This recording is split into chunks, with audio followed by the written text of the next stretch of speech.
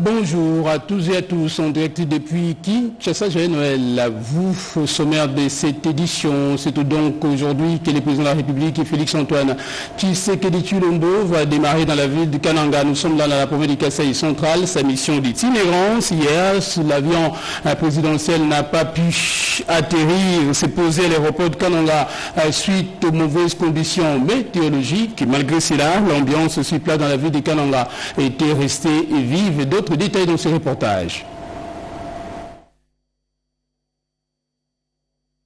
Kananga vit déjà Noël avec l'arrivée annoncée du premier citoyen du pays ce lundi dans le chef-lieu de la province du Kasaï central. Point de départ de sa tournée d'itinérance dans l'espace Kasaï au centre de la République démocratique du Congo. À l'aéroport de la ville, tout a été pris en compte pour réserver au chef de l'État un accueil délirant. Un comité d'accueil gigantesque constitué du gouverneur de province, des parlementaires, des membres du gouvernement national, provincial, des notables, de forces vives de la province est venu souhaiter la bienvenue au chef de l'État. Dans l'attente de l'arrivée de l'avion présidentiel, Dame la pluie s'est invitée à la fête.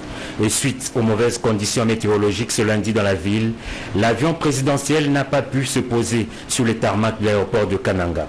Programme réaménagé, la mission d'itinérance du chef de l'État dans les provinces du Kasaï central, Kasaï oriental et Kasaï débute donc ce mardi 24 décembre 2024. Et le mauvais temps du jour n'a cependant pas ralenti l'élan de joie de la population amassée sur les grandes artères de la ville avant la pluie. Il faut préciser que le séjour kanangais du président de la République prévoit de nombreuses activités, parmi lesquelles une visite d'inspection des ouvrages, notamment la route Kananga-Kalambambouji en construction et une série d'audiences avec les forces vives de la province. Noël, c'est déjà demain. Comment se déroulent et se passent les préparatifs de cette fête de Noël à Kinshasa? Explication avec Peggy Mukunda dans ce reportage. Noël, la fête des nativités célébrée chaque 25 décembre de l'année. À cette occasion, les enfants sont à l'honneur pour saluer la naissance de Jésus-Christ. Je mets cadeau pour mon bébé. Papa, merci. Maman, merci. On va fêter Noël. Nos parents sont vraiment des parents trop géniaux. Ils sont trop gentils avec nous.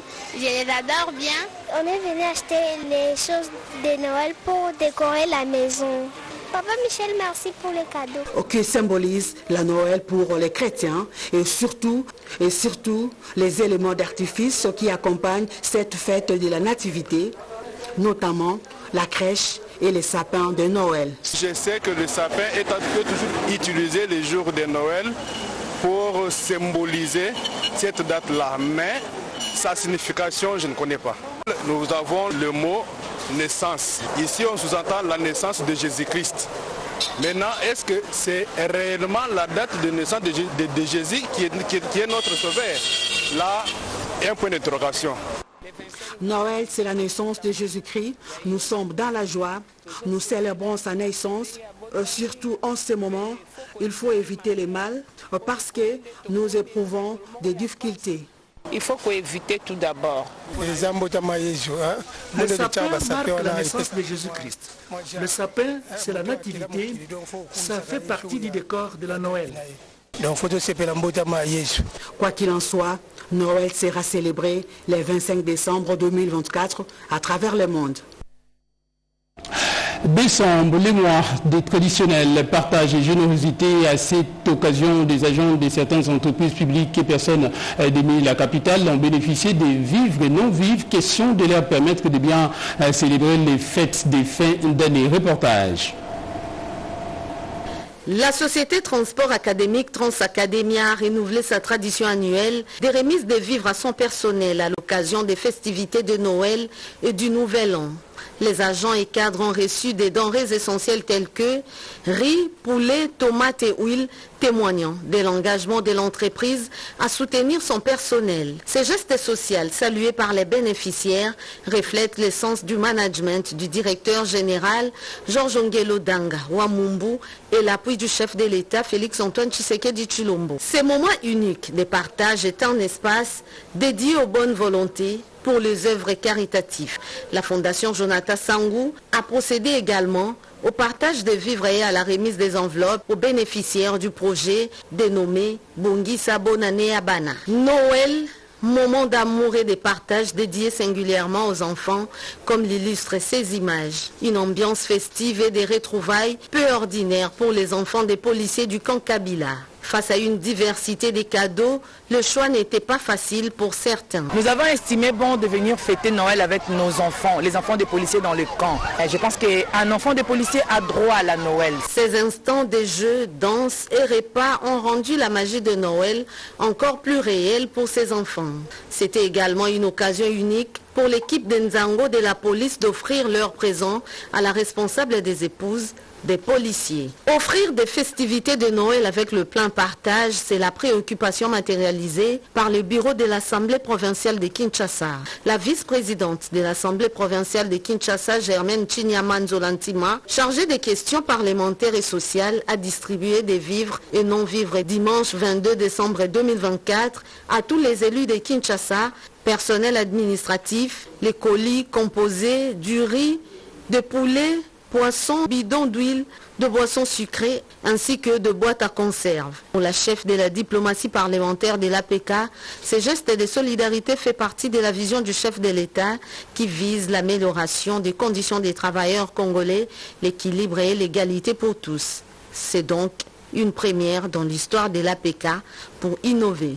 Dimanche 22 décembre 2024, l'association Vivre et Soutenir a organisé une grande activité caritative et de solidarité en visitant l'orphelinat, les cris des orphelins du Congo dans la commune de Bandalungwa. Le président de l'association, Nagui Kaimbe, animé par un grand cœur, a apporté des vivres frais et des denrées alimentaires ainsi qu'une aide financière pour soutenir les enfants dans les besoins pendant cette période de Noël. C'est une façon pour nous de partager cette joie avec quelques membres de notre association. L'association a un but très précis, c'est de rendre la population autonome. Par la suite, l'association a organisé une assistance pour plus de 520 personnes membres de la communauté de Selembao. Cette initiative a permis de distribuer des vivres frais, des aliments pour bébés et d'autres denrées alimentaires, renforçant ainsi les liens de solidarité et d'entraide au sein de la commune. Nommé professeur associé par arrêté ministériel, le président de l'Assemblée nationale Vital Kamerhe a eu à introduire son tout premier cours dans sa nouvelle casquette de professeur d'université. Explication Alim Balaka. C'est à l'Université protestante du Congo que le professeur Vital Kamerhe a eu l'honneur d'introduire son tout premier cours dans sa nouvelle casquette de professeur d'université. Accueilli par le professeur Robin Quinn Bibibikan, recteur de l'UPC, et présenté aux étudiants par le vice-doyen de la faculté des sciences économiques, le professeur Kongo Nyomba Léonin. Je souhaite que vous soyez parmi les meilleurs économistes du monde. La science, comme science aussi, n'a aucune importance si elle n'est pas conçue pour améliorer les conditions de vie des populations. Doté d'une expérience irréprochable dans la politique publique et la gouvernance, le professeur Vital Kamerhe a fait une brève introduction autour de la matière qui définit son cours. Ensuite, il a circonscrit cette première séance autour du plan du cours général qui va définir le climat d'interaction avec les étudiants tout au long de ces échanges scientifiques. Ces derniers, très intéressés par l'exposé du professeur Vital Kamerhe et heureux d'avoir en face d'eux une sommité nationale en matière de politique publique, ont exprimé leurs préoccupations à travers un jeu de questions-réponses. Satisfait de la hauteur du raisonnement de cette jeunesse, leader de demain, le professeur Vital Kamerhe a développer des réponses sensibilisatrices appelant ses étudiants à joindre à la théorie, la conscience et le patriotisme pour garantir à la République démocratique du Congo un meilleur lendemain sous la satisfaction du prof Kongo Nyomba Léonin, vice-doyen de la faculté des sciences économiques. Il y a lieu ici de distinguer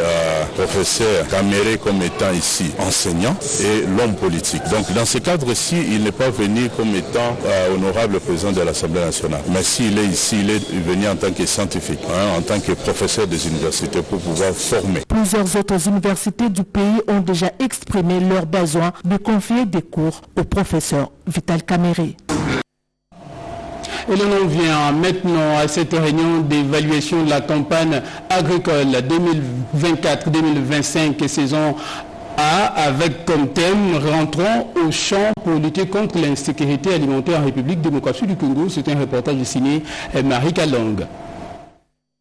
Le ministre d'État de l'Agriculture et Sécurité Alimentaire, ingénieur Grégoire Mchaïl Moutombe, a présidé la réunion d'évaluation de la campagne agricole 2024-2025 saison A en présence du ministre d'État du Développement Rural, Moïndo Nzangi, et du vice-ministre du Budget. Cette réunion fait suite à l'instruction du chef de l'État, Félix-Antoine Tshisekedi Tshilombo, donnée lors de la 26e réunion du Conseil des ministres à la Cité de l'Union africaine pour faire point sur cette opération visant à réduire l'insécurité alimentaire et la pauvreté. Pour le ministre d'État Mchaïl, l'heure n'est plus au discours mais de se remettre au travail pour l'obtention des résultats de la campagne agricole saison A. Le vice-président de la commission de pilotage de cette campagne agricole 2024-2025 saison A a fait mention des difficultés en termes de semences et matériel agricole. Ce que nous avions épinglé comme élément bloquant, c'était les intrants agricoles, les équipements et le matériel,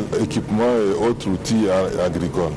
Nous avons ciblé les coopératives et les grands fermiers, leur donner des intrants agricoles. C'est comme ça que nous avons distribué des semences de maïs, de riz, de boutures de manioc et également des légumineuses. Pour déjà apaiser, nous avons ajouté en plus les tracteurs.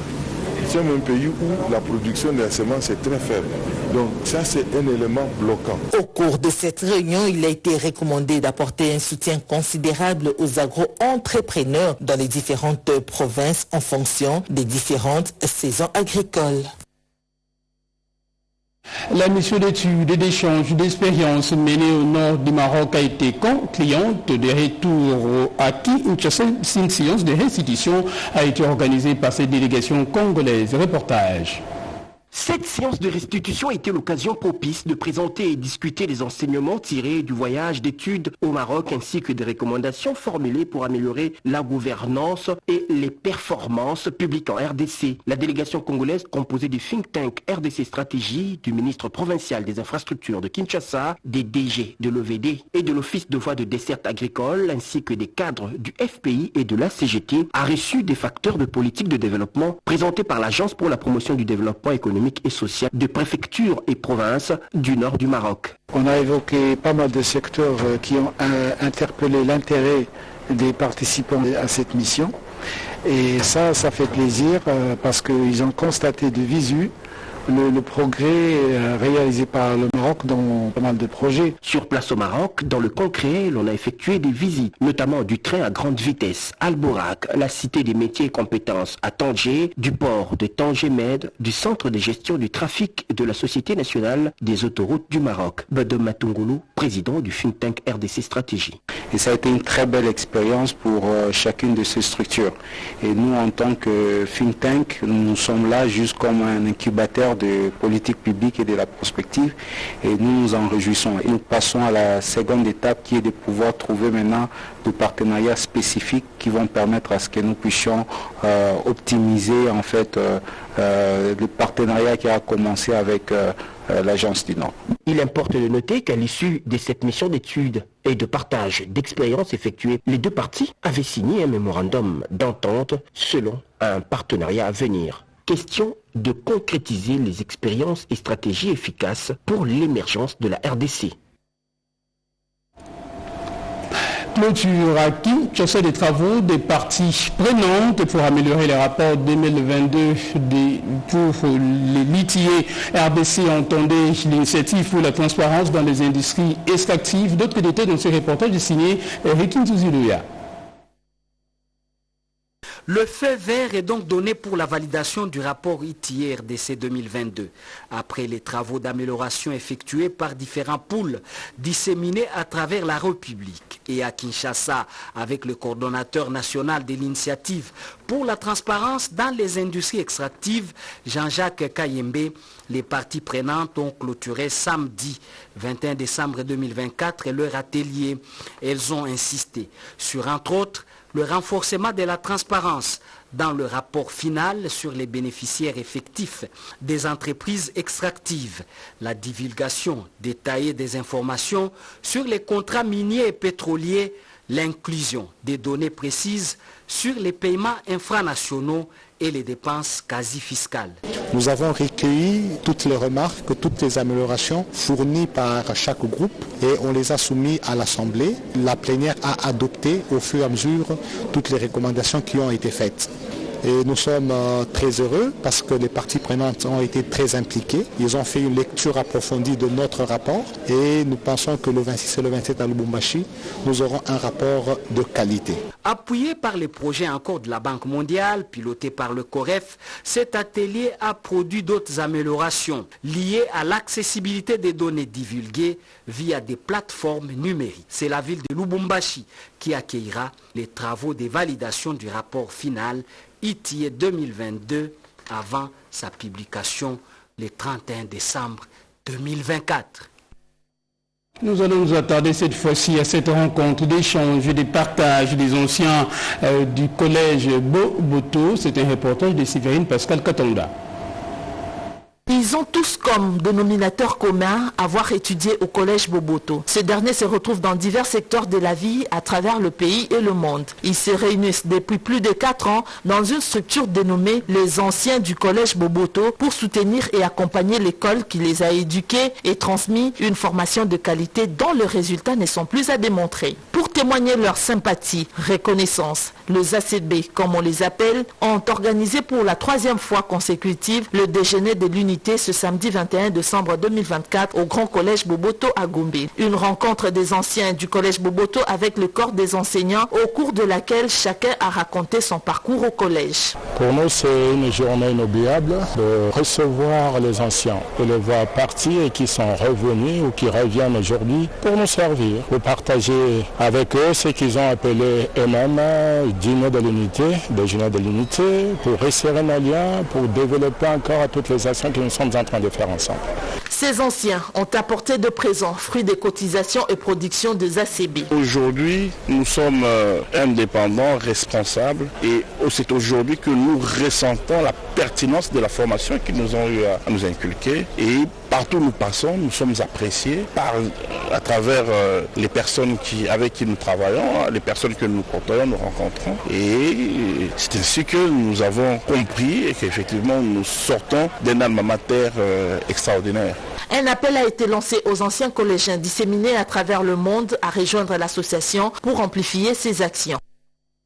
À Kananga, dans la province du Kasaï central, plusieurs femmes étaient dans la rue sur instruction de la vice-ministre de l'Intérieur, Eugénie Tchela Kamba, pour dire non à la guerre d'agression imposée à la République démocratique du Congo par le Rwanda.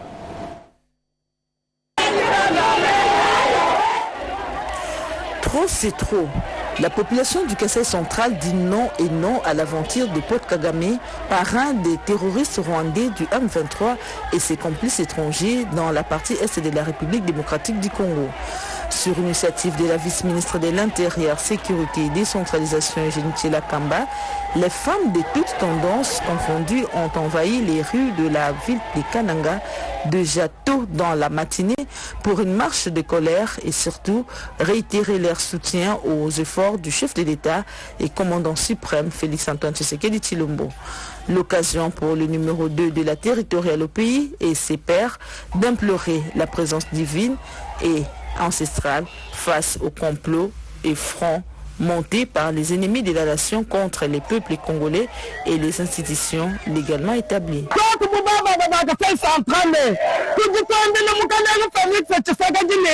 Nous sommes derrière le chef de l'État Félix-Antoine Tshisekedi Tshilombo. Paul Kagame se trompe. Chaque jour nous prions pour lui et la nation. On vaincra cette guerre. Avec notre vice-ministre de l'Intérieur, nous, femmes du Kasaï central, nous portons le chef de l'État à cœur. Personne ne lui fera rien. Kagame se trompe.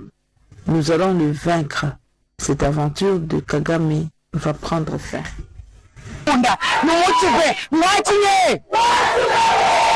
Au front dans sa base naturelle pour défendre les intérêts de la patrie, la vice-ministre de l'Intérieur, Eugénie Tchela Kamba, s'est rendue au temple des saints des derniers jours en Gaza pour solliciter l'accompagnement de cette confession religieuse mondiale.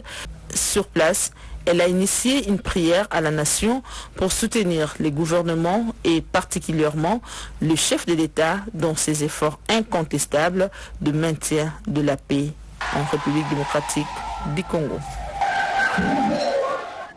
En Ituri, les éléments des forces armées de la République démocratique du Congo et de la police nationale congolaise ont été sensibilisés par les commandants de la 32e région militaire. Les généraux urbains Mbuka à prendre toutes les dispositions afin que la population de cette partie du territoire national puisse fêter en toute quiétude. Reportage.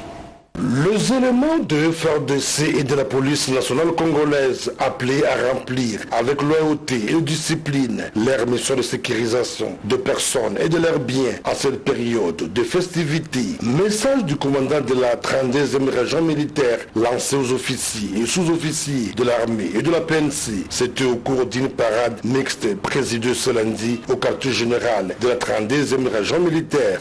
Nous avons vu les directives maintenant du chef d'état-major général qui ont été transmises par les commandants des opérations des militaires de la province pour donner les instructions aux différentes troupes. Il y a les forces armées, il y a la police, la garde républicaine, comment ils doivent se comporter au courant de cette fin d'année. Nous sommes là pour sécuriser la population, comment se comporter pendant les différentes patrouilles et jusqu'à ce que la population termine en beauté leur année 2024. Pour atteindre cette mission, le général-major Irben Tambouka sollicite la collaboration de la population locale. Je demande à la population de fêter comme ils peuvent, de fêter. Et nous sommes là pour leur sécurité. Nous serons tous les jours, que ce soit la journée, que ce soit la nuit, dehors pour leur sécurité. Notons que sur instruction du commandant des opérations militaires et gouverneur de l'Ituri, le lieutenant général Boyanka Chomadjouni, toutes les unités déployées dans cette zone sont en alerte maximale pour faire face à toute éventualité et mènent les patrouilles nocturnes et diurnes dans la ville de Bunia et ses environs en vue de protéger de plus en plus la population.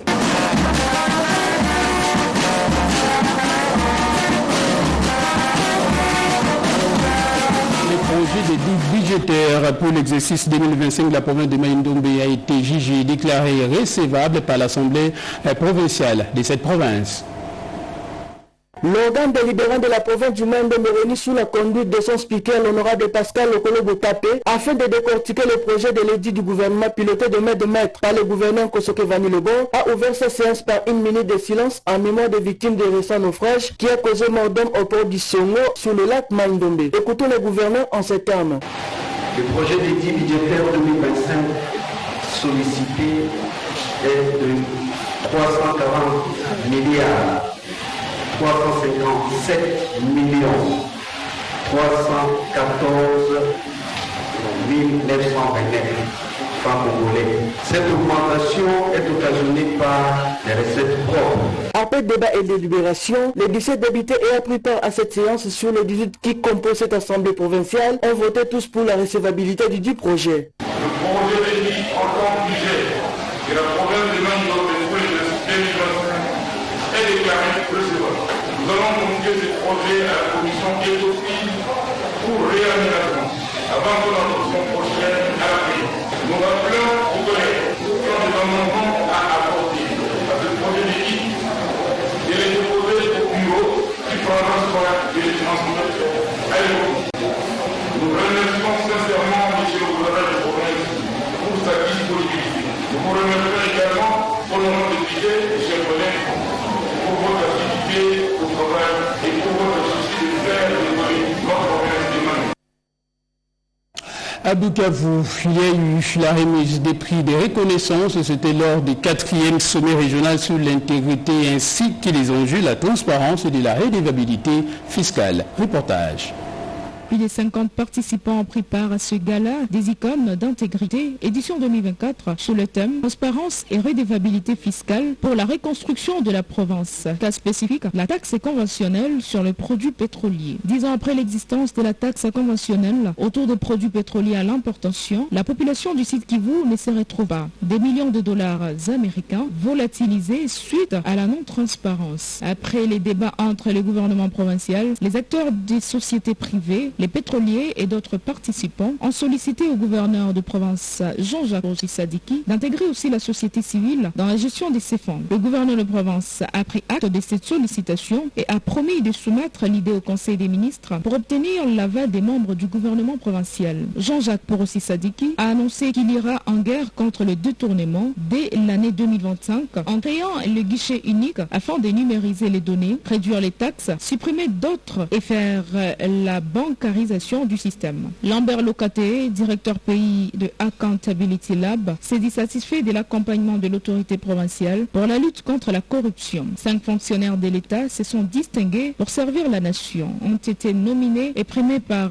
Accountability Lab. Ils ont reçu de main du gouverneur de province les prix de mérite pour l'édition 2024 à l'hôtel New Riviera, notamment les trophées des mérites, les médailles d'excellence et les certificats de distinction pour les travaux qu'ils font à leur milieu. Les nominés sont Kapenda Kifara Kiki, maire adjoint d'Ouvera, Pierrot Chambou du département de droit de l'université officielle de Bukavu, Justin Ntawigira Materanya, préfet des études de l'Institut Kaboké dit du Nord, Jean-Paul Nyakuran Tabala, chef d'antenne régie des eaux Baraka, et Antoine Ingeno Lotola, inspecteur de pôle secondaire de Nyangezi dans la sous-division éducationnelle de Walungu. Ces derniers ont été sélectionnés sur base de 17 critères clés basés sur leur éthique et morale, notamment leur niveau de redevabilité, leur degré de transparence dans les cas de l'ordre de service et autres. Et en politique, le président de la communauté des bases de l'IDPES, Tshisekedi de la Grande Province orientale, a exprimé son soutien à la révision de la Constitution. IDPES viva! Viva! IDPES viva! Face à la presse, le président de la communauté des bases de l'IDPES Tshisekedi de la Grande Province orientale a donné quelques raisons justifiant la réforme du pays à travers les changements de la Constitution. Le chef de l'État a eu la bonne idée de se mettre dans la dynamique d'amélioration continue. Et donc c'est tout à fait normal qu'un texte promulgué en 2006, aujourd'hui, puisse être révisité. Parce que les process ont changé, beaucoup de choses ont changé. Par la même occasion, Dieudonné Kishinja, Osako, a brossé les différents aspects exigeant la révision de la loi fondamentale, la RDC. Les dispositions qui sont claires, telles que la voie référendaire, ce projet de constitution peut être mis entre les mains de la population et la population qui est le souverain primaire va s'exprimer par rapport à cela. Pour moi, c'est l'expression de la population et il n'y a pas d'obstacle parce que nous sommes certains que le chef de l'État a une vision tout à fait louable, il veut faire améliorer les choses et donc naturellement la population va accepter ce projet-là. Le président de la communauté des bases de l'IDPES Tshisekedi de la Grande Province orientale a par ailleurs salué l'initiative du président de la République, Félix Antoine Tshisekedi Tshilombo, de mettre en place une commission représentative de toutes les forces politiques et sociales en vue de traiter de cette question. Félix Tshisekedi, chef de l'État, béton. Le reste de l'actualité, 18 femmes issues des différents domaines ont été récompensées pour leur dynamisme en faveur des bonnes causes sociales. C'était lors de la cérémonie des remises du trophée de la première édition du trophée et Maman Amelou, reportage de Rodé Ponda. Samedi 21 décembre 2024, c'est une date qui a porté un caractère spécial pour l'organisation de la première édition du trophée Maman Mouilou. Cette femme de qualité et de distinction inébranlable dans son combat des femmes aux côtés de son époux Simon Kimbangu pour la dignité humaine, porteuse de valeurs multiples, a mérité ses hommages au travers des femmes actuelles qui incarnent son identité féminine. Une dizaine de ces femmes leaders qui ont marqué des exploits dans différents domaines étaient à l'honneur en recevant les prix du trophée Maman Mouilou. Parmi les promus, il y a Maître Joël, Madame le DG de la RTNC Sylvie Elengue représentée, ainsi que la ministre de la Culture, Arts et Patrimoine Yolande Elébé. Satisfaction immense pour les sélectionner. Honoré, moi personnellement, d'avoir été nominé et d'avoir reçu ce prix Maman Mouilou, qui est un honneur, mais en même temps une responsabilité pour moi de porter haut et fort l'étendard de cette grande dame de notre pays. L'homme le plus comblé, c'est M. Pichou, initiateur du projet Une joie partagée pour avoir rêvé, osé et réalisé la célébration avec succès. Maman Moulou, c'est une femme forte. C'est une maman qui a osé et qui est restée inébranlable. Il y a aussi des Maman Moulou aujourd'hui. Maman Moulou est partie, mais il y a encore des gens qui peuvent s'identifier à elle. Nous devons, nous, l'organisation, nous estimer heureux d'avoir réalisé cette première édition. Pour nous, nous devons arracher la proclamation de Maman Moulou comme héroïne. Ça sera une fois dans l'histoire du Congo. L'ambition de la première édition du Trophée Maman Mouilou est le rendez-vous est donc fixé pour l'année prochaine en 2025. En bref, avant de se quitter, quelques perturbations de cette eau potable sont observées à Massina, Njili, Mikondo et Mokali, et c'est en raison des travaux de jonction des remises en service de la conduite des distributions à l'acier DN 250 sur l'avenue Seb Kilomba. Nous sommes là dans la commune de Massina, selon le directeur régional de la régie des eaux Kinshasa Est. Nous y reviendrons avec force détails dans nos prochaines éditions. Voilà qui referme également complètement cette édition du journal réalisé par Mameta Bangoulou et Jonathan Mobalama. Merci également à vous de l'avoir suivi où que vous soyez dans le monde. Merci également à toutes nos équipes en régie, également à la technique, notamment à Mozi, Alain Sodi, Georges Ngambi Soko, ainsi qu'à vous d'avoir suivi plus précisément la commune de Limete. Vous restez avec nous. L'actualité continue en français également dans les autres langues de diffusion. Moi, je vous dis merci et joyeux Noël.